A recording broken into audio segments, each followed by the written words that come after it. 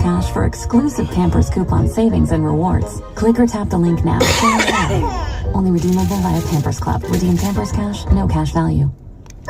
Warning, the show you're about to hear has been prepared by some of the best talent in the industry we could get. For the money. Do not attempt this at home. Doing so would only expose just how useless and brainless these people really are. 1, 2, 1, 2, 3, 4. Are you ready? Because if we didn't get him a job, he'd probably be dead. It's The Stansberry Show, Rock 1069. Welcome to The Stansberry Show on Rock 1069. We're online for you at WRQK.com, and that's exactly where yesterday's podcast is hosted if you missed yesterday's show. Any other show, maybe last month, last week, last year, whatever it is you need to get caught up on, we do have those podcasts there. Now, I say this every week. Because of music copyright laws and being on the internet and the like, I am unfortunately unable to upload New Turd Tuesday to the podcast. So you may have missed Lenny Kravitz. It's a good pop song. It's a bad Lenny Kravitz song. It's called Human. And as we get further into the AI, combining the human and the machine, I think more songs are going to be made like this one, talking about the human experience, what it means to actually be alive, what we're doing with our time. But it wasn't all that good. I mean, it's a good song. It's just not a good Lenny Kravitz song. I kind of linked it to, I'm a Kiss fan, right? So, like, I Was Made for Loving You. That's a great song. It's just a bad Kiss song. Really good song. Bad Kiss song. It's kind of how I felt about Human out of Lenny Kravitz. We also gave you Locked Up by Sam Hunt. This I kind of liked. I thought it was going to be an Akon cover. It wasn't. I was kind of disappointed in that, if I'm honest. But he did get in trouble, and he ended up serving, a little bit of time in jail over, I think, a DUI issue. I was in a young Tom Rowdy phase. He wrote a song about it, about how his woman stood by her man and kind of, stepped up in that moment. That was a kind of a make or break thing. They were kind of, going there. And I actually felt like that song was pretty good. And then we gave you New Pearl Jam. Aggressive. I like it musically, maybe even more than lyrically, but that's how songs work. If you really get into the groove of it, it'll pull you in lyrically. It can happen the other way, too. But I felt for New Pearl Jam, this wasn't bad. I mean, it's a paint-by-numbers Pearl Jam song. They are what they are. But that's what bands should be. I don't want AC/DC trying to be Slayer. Like, I don't want that, right? I don't necessarily want that. Do what you're good at, and Pearl Jam has done a pretty good job at doing what they're good at for a long period of time. So we gave you that. Runnin', the name of that. This morning on the program, we'll take a look at playground bullies. I got bad news for people who are anti-bully. And I worry about talking about this story because I'm worried parents are going to be like, no, I think I kind of want my kid to be the bully. Because apparently playground bullies do better all throughout life. You know the movies, how they kind of make the bully in school kind of work at the car wash after they graduate? Yeah, it kind of turns out a 5-decade study. 5 decades. I think that's what that was. I'll double check that. It's a large, long study tells us. No.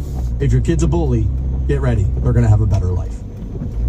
We'll get there coming up at 9 o'clock. I think people are going to hate it. I got to be honest with you. When I read it, I didn't love it. So we'll get there. We'll do that coming up 9 a.m. Also, we're going to have to circle back to the Diddy situation. More information came out yesterday, including for actor Cuba Gooding. He is being accused by the man who has filed court documents against Diddy. He is accused in this paperwork of some horrific things. And this is not the first time Cuba Gooding has been in some trouble. Not at all. It's not even remotely close to the first time he's been in some trouble. And it's not even the first time he's been accused of things like this. So is this one of those situations where we're seeing more smoke? Or are we about to see the flames? I feel as if, yes. I said yesterday about Diddy Doo-Doo. Once you run, I know people are going to say, well, the judicial system isn't fair. I know. But money privilege is a real thing in this country, and we all know it. And Diddy's got plenty of money. His chances at taking on the judicial system are better than yours or mine. We know that to be true. And there are two courts. There's the actual court, and then there's the court of public opinion, where if you're a celebrity, might actually matter more than the actual court. And I don't care who you are, once you run, the court of public opinion thinks you did it. Innocent people don't run. I know it's very easy. There'll be a case about a local story or something happened in Oklahoma or whatever in about a month, and I'll have a different opinion on that. But I think Diddy's money and you able to buy the best, lawyer you can possibly get to handle this, who might have relationships with the judges or the DAs or whatever, and somebody needs a favor, and oh, that's right, we're golf buddies on Sunday. All right, I'll do a little of this. He can get all of that you and I cannot buy. You and I cannot afford that. He can. So at that point, dude, just sit there, give up the info, let him search the homes, and avail yourself to the system. I think he did it. I think Diddy's been guilty. We've been hearing about this for a decade or longer. These stories have been like hush, hush, nod, nod, wink, wink for as long as since Biggie was alive. I mean, this has been going on forever with Diddy. And now Cuba Gooding Jr. in the crosshairs of it. And personally, I kind of think he did it too. So we'll get there. We'll tell you what he's got going on. We'll do that coming up at 8 o'clock. 7 o'clock, we'll take a look at the Browns' plans for the stadium. Apparently, according to ownership, you get one of two. There's two options. Although Jimmy Donovan says the more he's talking to ownership, the more he's talking to team officials, the more he's talking to people in the cities and the like, he said, get ready. I don't think downtown's an option. So we'll tell you what Jim and Dee Haslam had to say, and we'll also tell you what Jimmy Donovan had to say about that. And I'll give you a few opinions of my own about the Cleveland Browns, their stadium, issues, and, what the options will be. Apparently, I'll just give you a little preview here. Jimmy Haslam said it's either renovating the building downtown or build a dome outside of Cleveland. That kind of sounds like we're doing this, right? To me, and that's what Donovan is saying too. So we'll get there coming up at 7 o'clock. We're also going to have to take a look at the NFL, as they're now going to play 2 games on Christmas Day. Christmas is on a Wednesday, and the NFL went, you know what? We're doing this. They smell blood in the water with the NBA, who is suffering ratings issues. And I mean, dude, I think the NCAA tournament is outdrawing NBA games. I mean, it's nuts. And so the NBA, I told everybody 7 years ago, I remember exactly the day. It was 7 years ago. I told everybody in here, the NBA is the league that is in trouble. The NFL is fine. They are fine. 60 million people are watching the draft. Nobody watches NBA games. I'm telling you, this is the league that's in trouble. And now the NFL has recognized that I was right. They smell blood in the water, and they want to take over Christmas Day. And they're about to do that this year. So we'll get to that in the 7 o'clock hour as well. He's a bad influence. But nobody is stupid enough to take him seriously. The Stansberry Show. Rock 1069. Welcome back to the Stansberry Show. We're at 7:45. I'm going to get you into STP. That show's got live on it. Soul Asylum, too. We'll get you in this morning. Have those tickets for you all this week. So the story still dominating headlines is the cargo ship in Baltimore, and I totally understand it, right? As it had collapsed, the Francis Scott I'm okay. Bridge. How about you? That is going to be problematic. Still searching for some lives as far as I've read this morning. I've seen some downplaying Gonna be a of wet, the messy economic day impact here today. by CNN. They're talking about how, well, first, like the travel in Baltimore. They said about 35,000 cars, I think it is, a day. But they say, that can all be rerouted through other tunnels in the city, and so like that part should be okay. I think that's going to lead to a lot of traffic and the congestion and a lot of that. But, they started talking about products and services, right? And it's a port. That matters. I think sometimes we forget how many things are shipped into this country and then sold, right? I think we forget that. Now we have multiple ports in this country. According to what I'm reading, it's mostly about the sugar. Now, again, Domino Sugar right there in Baltimore Harbor. That's like one of their companies where it's like, this is our thing, right? It's one of the first big signs you see in the harbor. Having been, I went to a couple of weddings in Baltimore. And the harbor is great. Like the harbor is, Baltimore's got its problems like any other city, and they have plenty of them, but the harbor is fantastic. But it's about, apparently a lot of cars get shipped into Baltimore, the sugar both in and out, and then there were a few other things as well. Now, CNN downplaying it, talking about how, well, we're just going to route these ships to other ports. Yeah, I don't know if I would downplay that, considering the fact that it affects 16,000 jobs. And I know people will snicker. So let me do this now. I just wiped out 16,000 jobs in Canton. They're gone. See ya. Bye. Do you know how many of you would be affected by that? How many of you would know somebody who lost their job if I just wiped out 16,000 jobs from this community? But you may know somebody. So let's not just yada yada over like the port not being operational. That's crazy. I saw a lot of that yesterday, and it's like, yes, because it didn't happen here. Remember, we talked about this last week. An owner yelled at a server. Biggest story going on in Ohio that for like 2 days. This is 16,000 jobs, and people are like, eh. It's like, dude, what do you mean, eh? Like, this is a big, huge problem. And I understand, like, all right, we're going to be okay. We're going to figure it out. Sure, you and I are going to be okay, and we're going to figure it out. But you know how this works now. Once they figure out how to get through life without these 16,000 people having to clock in and clock out every day, you think they're ever going back on that clock? Okay, let's say some of them do. You think it's all 16,000? You know it ain't. What it'll be, about 8? About half, right? That's what you're about. That's what you're expecting. I bet about half. Yeah, screw it. Massive flooding here. Gotta be careful with stuff, man. You think they are or not? And, you know, in this CNN article, they're like, well, there's already a ton of supply chain issues, so this is just adding another. Oh, I'm sorry, but you're out here telling me for the last year that the supply chain issues are why everything is 60% more than it used to be, and now you're adding another, and you're telling me the economic impact is going to be nothing?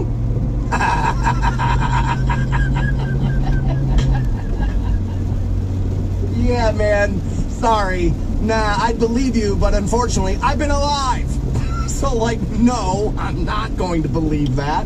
Will I feel it every purchase I make? Maybe not. Maybe not. Cars are a pretty big purchase.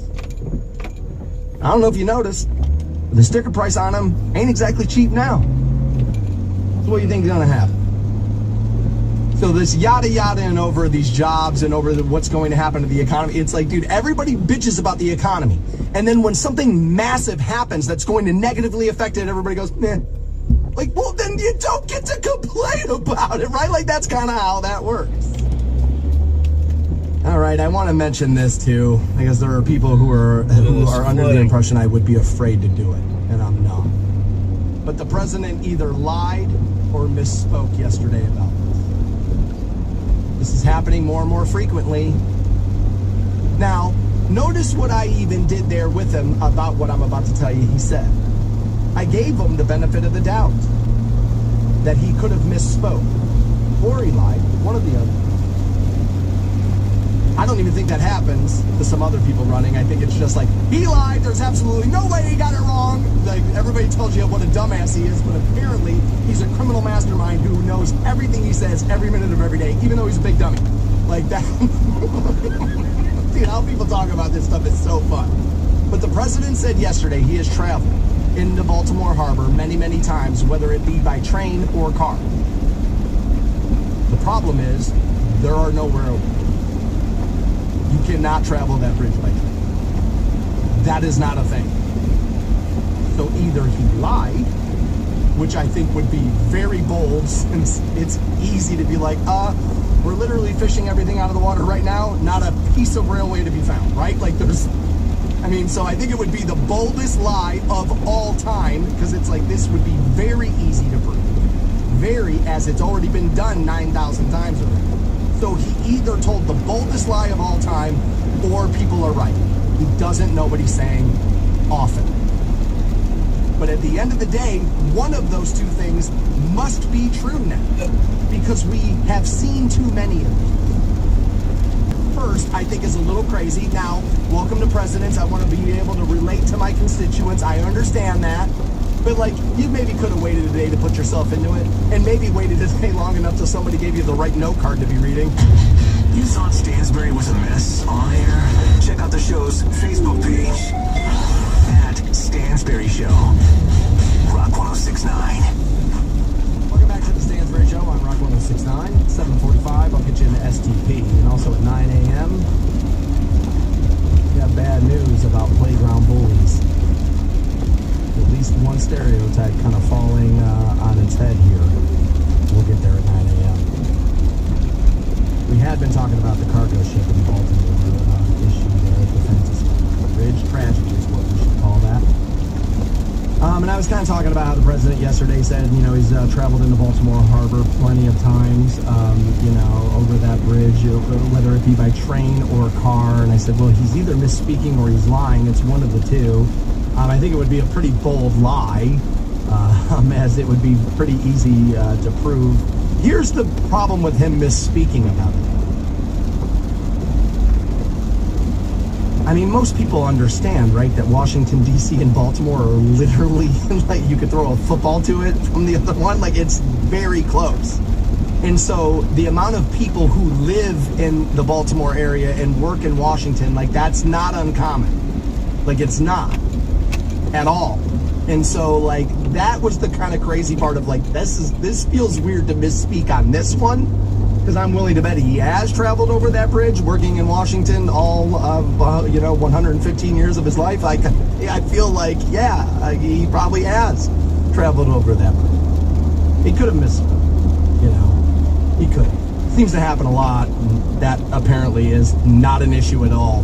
I don't know if anybody's ever heard, but that job in communication skills, they go kind of hand in hand. You know what I mean? Yeah, it's kind of important, right? So we were talking about that a little. And I understand not everybody was with us yesterday, and so I didn't even open the door of the conspiracy theories on the cargo ship yet this morning. It's pretty early. I got a whole show to do yet. But I didn't open that door yet.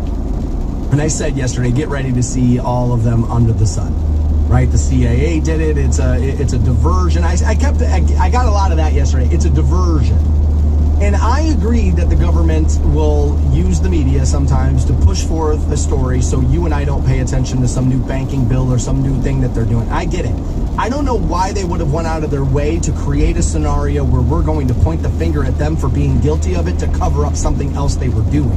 The Diddy story and the Travis Kelce, and like, hey, we want to steal more taxes, you know, push that story while we get this through and nobody's going to pay attention. I think that's the more likely scenario there. I don't know if you're going to go out of your way to create this problem to have fingers pointed at you to avoid us, you and I, looking into something else they were doing. That feels pretty far-fetched to me. Now, could be true, I guess. It could be true. I said yesterday that I'll leave the door open to a conspiracy theory about this. A lot of people feel like you're headed for a Black Swan event. I didn't necessarily feel that way yesterday, that's what the reality is. I think sometimes mistakes happen, failure happens. And I said this when I was on MMS yesterday. I do a show there after I'm done with this one, and I'm not sure I said this here yesterday. I think when something like this happens, when we automatically point fingers to like somebody pulling strings and something happening, isn't that a testament to how well everything works around you all day, every day? What do you mean? Well, this is what. Like, something fails on a massive level, and you think, they did it. Versus like, oh, what a horrible accident. And I would imagine if things didn't work as well around you all day, you would go, okay, well, mechanical failure. But things just kind of work every day for you. Car always works. Radio works. TV kind of works. Everything works. You go to work, yeah, that thing kind of works. It just kind of works. Everything's fine. So when you see a failure on that level, we almost don't believe it because of how well everything works in our lives. Almost like we should maybe complain less about everything in our lives. Talking to me now, not you. So I think that can actually be a testament to that, of how well everything actually operates around us. And we'll say, you know, people who said, dude, come on, Moscow, a terrorist attack happens there. Western allies were accused of wrongdoing here. It's like, yeah, but I mean, ISIS did kind of step up and say they did it. Now, the problem with that is they literally raise their hand over anything and say that they did it. And so, like, okay, I'll make room there. So a lot of people felt like what we were dealing with there was retaliation. Okay, so a couple of things. Like, the crew on the ship did warn people at the harbor and bridge, like, yo, man, we're dealing with some mechanical failure. I'm obviously paraphrasing that, right? So they warned of it. Beyond that, if we're talking terrorism, when did 9/11 happen? Early in the morning. People at the office. People getting into the office. Workday underway. Howard was on the air. Like, literally, it's like this, we were getting into our days. I forget the exact time, but I remember walking down the steps at my parents' house looking at the TV. I had been staying with them, and I remember looking at the TV and asking my dad what the hell he was watching. I thought it was a movie. Broad daylight. What's the point I'm driving to? Well, the point I'm driving to is terrorism is about taking out as many lives as humanly possible. I don't think the terrorists think 1:30 in the morning is how you impact the most amount of lives possible. Now, that may be easy. It may be too easy of a dismissal there. Okay, but I mean, come on. 1:30 in the morning? If you were looking to wreak havoc, panic, and terrorize this country, isn't it 4:45, 5:30, somewhere right around there this happens? Well, the ships are in the water when they're there and this. Okay, but don't pretend cargo ships aren't going in and out of the Baltimore Harbor all day. The stevedores work during the day. Like, come on. Like, come on. Like, we can't be going too crazy here. So if I just think if it were terrorism, you're looking to terrorize a large group of people. You're looking to negatively impact a large group of people and or kill a large group of people. I think it would have been a much more heavily traveled time of day where that happened. Terrorizing this country is about showing the rest of the world they're not as strong as they like to tell everybody they are. It's a house of cards. And we're going to show you by taking these planes and putting them into the side of the building. I think that's what this would have been had it been terrorism. That's just what I think about it. Doesn't necessarily mean I'm right. I bet I am. But that's how I see that. That if you're looking to terrorize, then you would be looking to terrorize. You're not going to wait till the middle of the night to do it and kind of have it like, it's a huge tragedy for sure. But on the scale of terrorism, it would be a whimper. And I don't think that that's what they would be looking to do. I think this would have happened in the middle of the day if that's what this was. Like a wake and bake. With an easy bake oven. The Stansberry Show on Rock 106.9. Welcome back to the program. 8 a.m. we'll get into Cuba Gooding. He's been pulled into this drama surrounding Diddy. I think he did it. What Cuba Gooding Jr. has been accused of here, I think he did it. For sure, I think he did it. We'll get there. 8 a.m. this morning. What we didn't have a chance to get into yesterday is that the Browns ownership came out and gave you a couple of options or renovating the current stadium. Reading through that a little bit yesterday, as I did, Jimmy Haslam basically said, look, you got one of two options here. We can spend $1 billion and renovate downtown, or we could spend $2 billion and we could dome it and we could take advantage of us having the right to pick up that 176 acres outside of Brook Park. Now, there's the whole, if you're in Brook Park, you're not the Cleveland Browns. It's like, well, the Cavs played at the Palace on the Prairie and all of that. Yes, New England, they play in Foxborough, not Boston, so they're New England. That was also about when the team was invented, or created rather, and, they realized not all of those other, New Hampshire wasn't going to get a team. And so let's fold everybody into our fandom. Let's not be Chicago. Let's be New England, and we'll get the fandom of all of this. I think that's what that was about. But okay, I think you could absolutely still call them the Cleveland Browns if you move them to Northfield. I think that would be the plan. I saw a lot of people like, change it. And it's like, they're not changing, right? I don't necessarily love the Brook Park idea. I don't hate it either. I think the traffic there, I don't know if it's going to be that much better than what you're dealing with downtown. I think anytime you're pulling 60,000 people into an event, guess what? You're going to be waiting a little while to get on the freeway to get home. I just think that's the way that's going to be. I honestly, when I saw this yesterday, I misread it. because I thought, okay, what Jimmy Haslam's trying to do here is, well, I could dome it for you in Brook Park if that's what you want, but it's going to cost another $1 billion. And then people would go, oh, no, just stay downtown. Here's the $1 billion, right? And just renovate down there. But according to Jim Donovan, who is way more tied in with the Cleveland Browns than I could ever be, says, no, talking to people around the team, officials and the like, he believes the Cleveland Browns want a new dome stadium, and they want it in Brook Park. Quote, they want it all.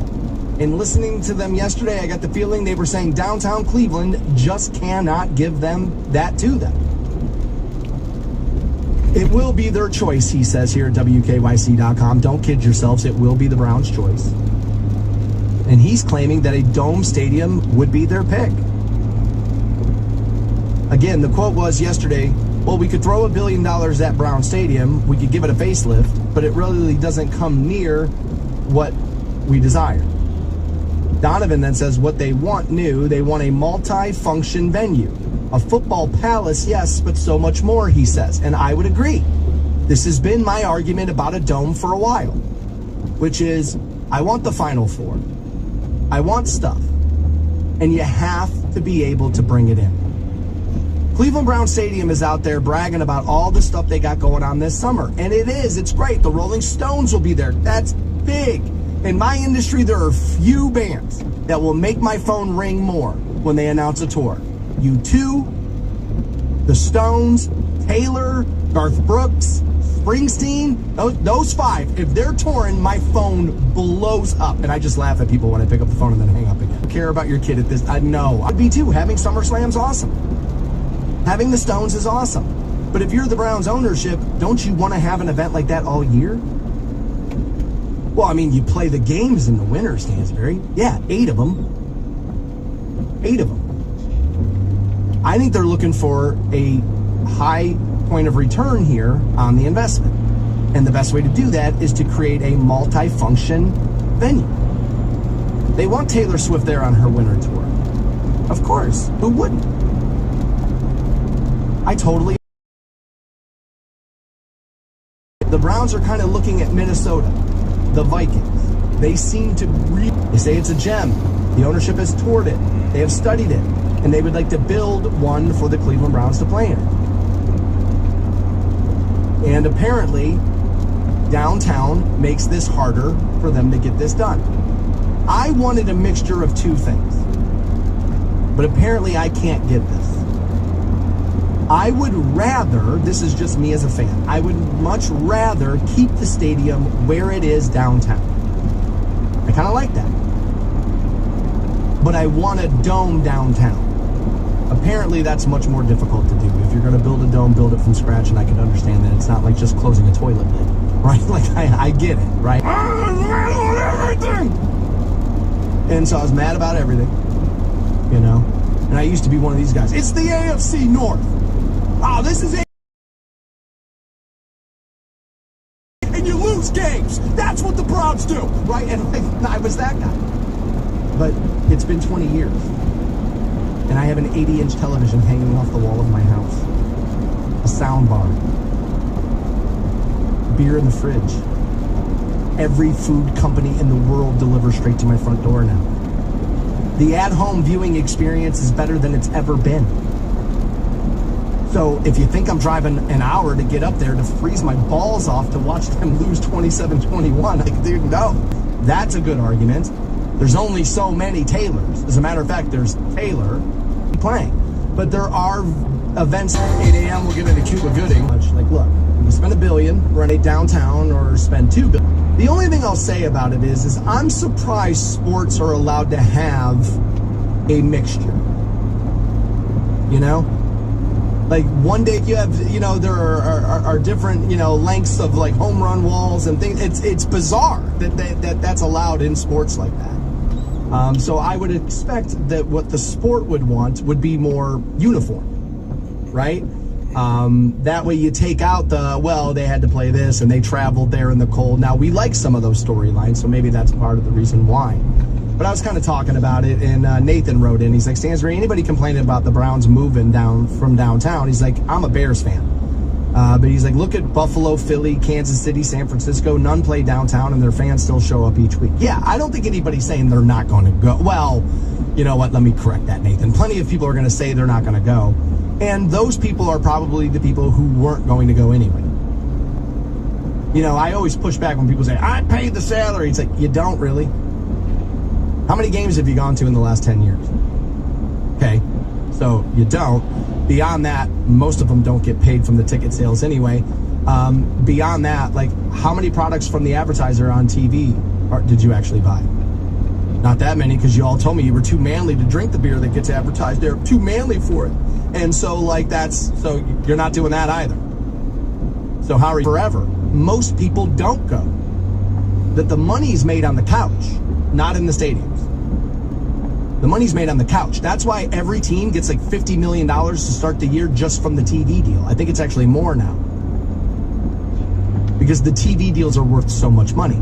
I'll put a pin in that because I think it's going to be the gambling money next, not the TV money. That's Charles Barkley's theory. And when he laid it out, I was like, you know what? Charles might be on something here. But yes, Nathan's right. Are people going to bitch and still go? Yes. Absolutely. I'm willing to bet people who live closer to Brook Park are going to be like, this is better. Like, this is better for me. I mean, let's be honest about downtown Cleveland. It's not exactly a place people are looking and clawing eyes out to get to move. Like, it's not. It's not necessarily a residence utopia. It's not the worst place you could ever live, having lived downtown. I don't think it's necessarily the worst place you could live either. But I don't think that's what most people aren't trying to make enough money to raise their kids in downtown. Like, they're trying to get out. Get me out to the outskirts. I want a little bit more of a simple life, and I'll go into the city for the 3 things a year I want. That's what most people want. They don't want to be in cities. They don't. You do when you're young. You want to be where the action is. That's how life works. When you're young, get me to the action. I need the action. I need the action. Crazy. I don't want to be anywhere near this action. Get me away from all this action, right? Like, that's kind of the thing that happens there. I was making it about being able to use the venue. I think that building sitting empty when the Browns are on the road or a bye week or whatever is kind of crazy. Now, you could bring up field issues of putting like a concert floor on there. Text in as well. Other people suggesting the Super Bowl. Yeah. Now, I think you're going to run into hotel issues,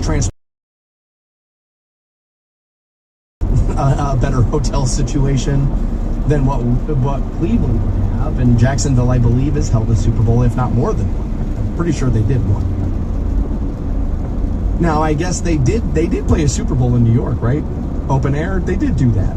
I think they did do that once. So it's not necessarily unheard of, but what I'm going to tell you is the Big Apple is a little bit different than Cleveland, right? Look at all the famous people that are from here, Ohio and Cleveland and the like. Like, okay, look at Jake Paul.